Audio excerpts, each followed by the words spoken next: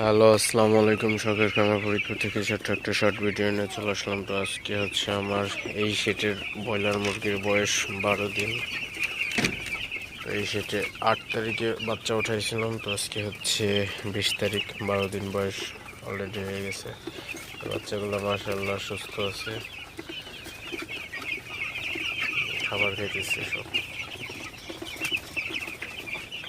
তো প্রচুর পরিমাণে গরম, তো গরম থেকে অবশ্যই বাচ্চাকে সেভে রাখতে হবে।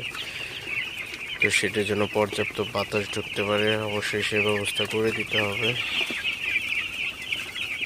আর ফ্যানের ব্যবস্থা করতে হবে, যদি ফ্যান লাগে ফ্যান সেট করে দিতে হবে।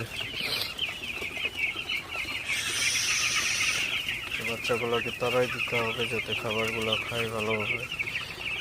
তো প্রচুর পরিমাণে গরম।